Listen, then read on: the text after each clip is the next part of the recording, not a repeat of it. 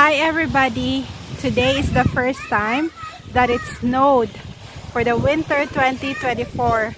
So winter na talaga kasi nag-snow na. So today is November 22, Friday. In today's video, gusto kong i-explain sa inyo kung anong mangyayari kung hindi umuwi ang mga seasonal workers ngayon. Kasi 'di ba, marami na ang mga seasonal workers na merong resident permit. Kahit meron na silang resident permit, ay nag-iisip pa rin sila kung kailangan ba nilang mag-exit. And in my opinion is, hindi talaga kailangan mag-exit. I will show you yung email confirmation ng Greek Embassy of Manila. Ito siya. May dalawang bagay na nakasaad sa email. Una, VVOC. Nakasaad dyan na kung meron kang VVOC or Certificate of Residence Permit Application, ay pwede kang makauwi sa Pilipinas at makabalik sa Greece na wala ng visa application. So, yung VVOC lang ang kailangan para makabalik ka sa Greece according sa embassy. Secondly, nakasulat dyan na hindi mandatory na umuwi sa Pilipinas. So, hindi kailangan na umuwi talaga. Pero since wala kang trabaho, ina-advise nila na lumabas ka sa Greece ng 3 buwan. Para bang ayaw nila na nandyan ka sa Greece kasi wala kang trabaho. Pero technically or legally, pwede ka talagang manatili sa Greece. Pero ayaw lang nila na nandyan ka kung wala kang trabaho. Kaya sinasabi nila na lumabas ka sa Greece. Please take note, kung meron kang VVOC or resident permit, hindi ka illegal.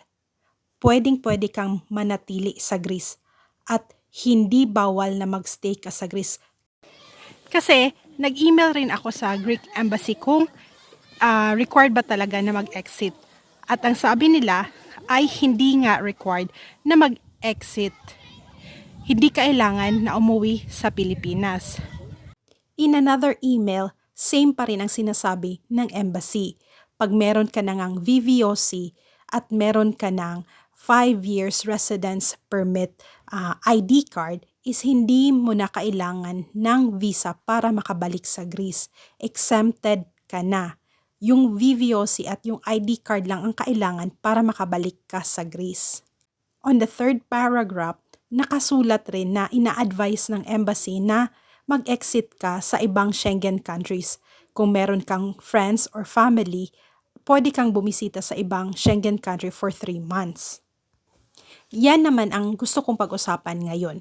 Kung mag-exit ka sa ibang bansa for 3 months, matatrack ka ba ng government na lumabas ka sa Greece at nagpunta sa ibang Schengen? At matatrack ba nila kung kailan ka bumalik sa Greece? Ito ang sagot. Walang tracking.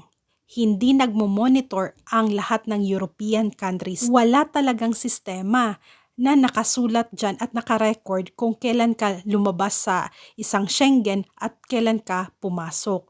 So yan yung loophole. Walang nag-e-inspection kung gaano ka nakatagal na nagsistay sa isang Schengen. At saka walang paraan para nila malaman kung kailan ka talaga pumasok at lumabas. Kung mag-e-exit po kayo sa ibang Schengen countries, hindi rin naman yan makikita ng Greek government kasi hindi talaga dumadaan sa immigration pagka magpupunta lang sa ibang Schengen countries. Kasi wala namang stamp sa passport. Ang mag-check lang ng documents ay yung airline, yung check-in counter. Mga empleyado lang rin yun ng airline. Panoorin nyo po yung ibang videos ko. Makikita nyo na wala talagang immigration sa airport. Wala ring immigration kung sumakay ka ng ferry. Wala talagang border control. Especially kung sumasakay ka lang ng kotse or nagbus or nagtrain. Walang immigration. Walang pulis na nagbabantay. So, kung kailangan talagang mag-exit, dapat Pilipinas kasi sa Pilipinas lang merong tatak sa passport. Doon lang makikita ng immigration na lumabas talaga ng Greece. Hindi naman pala required na umuwi sa Pilipinas. So, hindi talaga obligatory na mag-exit or lumabas sa Greece. Hindi. Pero, kailangang umuwi sa Pilipinas kung hindi makahanap ng trabaho. Kasi, anong gagawin mo sa Greece kung walang trabaho? Mas better na umuwi sa Pilipinas kaysa, di ba, anong gagawin mo sa Greece? Ang laki ng gastos, ang laki ng renta, 150 to 200 euros per month ang renta, tapos ang part-time job na mahahanap ay hindi naman full-time job or kulang sa gastos sa pagkain. Kaya talaga, advice ng government, ng embassy, both Greek and Philippine embassy, na umuwi sa Pilipinas. Sinasabi rin ng, okay, ito, theory ko to. Sinasabi ng Greek embassy na mag-exit sa Schengen.